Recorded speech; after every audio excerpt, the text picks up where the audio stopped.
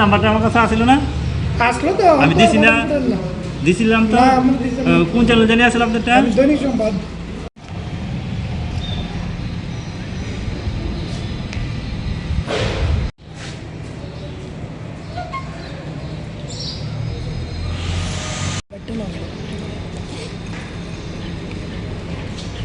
জান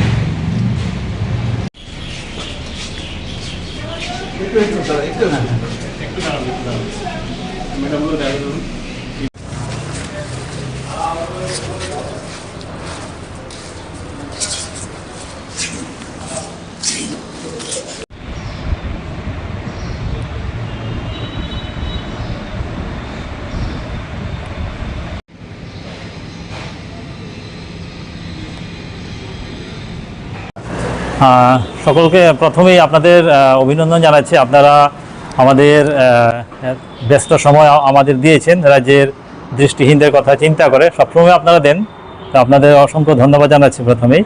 তো আজকে আমরা অল ত্রিপুরা ব্লাইন্ড অ্যাসোসিয়েশনের পক্ষ থেকে রাজ্যের দৃষ্টিহীনদের স্বার্থ সংশ্লিষ্ট মোট 21 দফা দাবির ভিত্তিতে রাজ্য সরকারের সমাজ কল্যাণ ও সমাজ শিক্ষা দপ্তরের অধিকর্তার নিকট ডেপুটেশনে মিলিত হতে যাচ্ছি।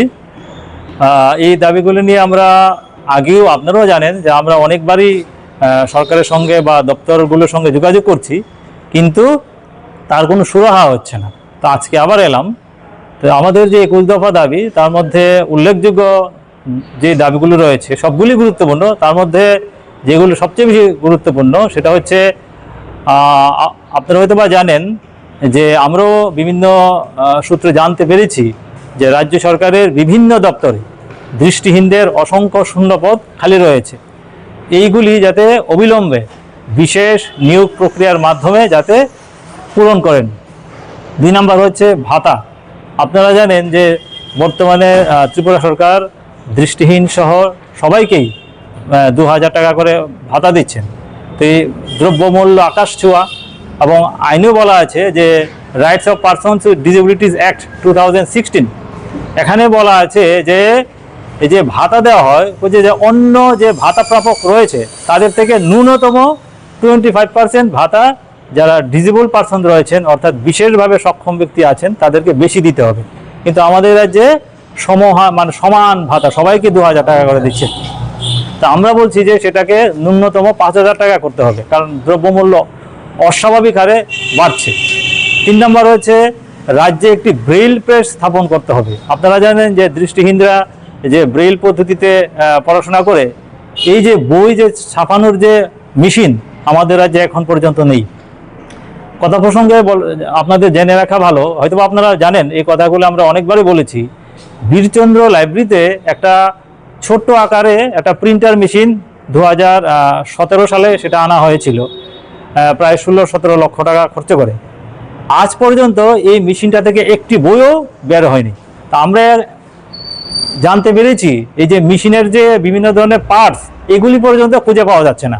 তো সেটা কেন হবে? আমরা বলেছি অবিলম্বে যাতে একটা ব্রেইল প্রেস স্থাপন করা হয়।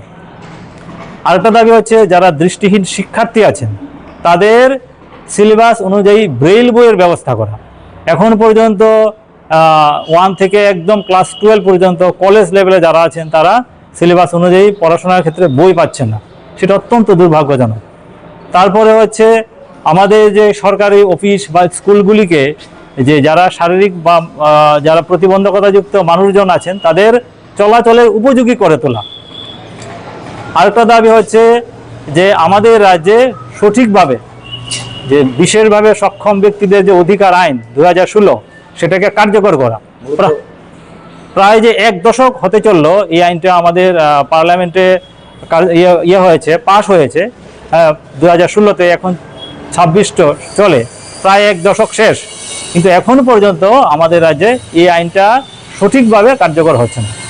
কয়টা দাবি মূলত এগুলো? আমরা 21 দফা দাবির ভিত্তিতে ওনার সঙ্গে আজকে মিলিত হতে যাচ্ছি। আপনার পরিচয়টা? আমি সাধারণ সম্পাদক Mithun Saha, all Tripura blind association. আমার সঙ্গে আছেন যুগ্ম সম্পাদক সুব্রত সরকার, আছেন সহসভাপতি মদন চন্দ্র সাহা, আমাদের উপদেষ্টা মণ্ডলীর অন্যতম সদস্য আইনজীবী হরিদাস দত্ত, আছেন আমাদের দুজন সদস্য শ্রী গণেশ চন্দ্র দাস ও সুমন দাস। আমার দেশের স্বাদ গন্ধ আমার সবচেয়ে প্রিয়। আমার জয় যেমন দেশের জয়, দেশের আনন্দ মানে আমার আনন্দ। লংতরাইয়ের গুঁড়ো মশলা হোক বা সর্ষের তেল, আমার দেশের প্রোডাক্ট। আর সেই লংতরাই দিয়ে রান্না যখন খাই তখন পাই দেশের স্বাদের আনন্দ। সবার সাথে সেই স্বাদের আনন্দ ভাগ করে নেবার মজাই আলাদা। দেশের স্বাদের আনন্দ লংতরাই। লংতরাই রান্নায়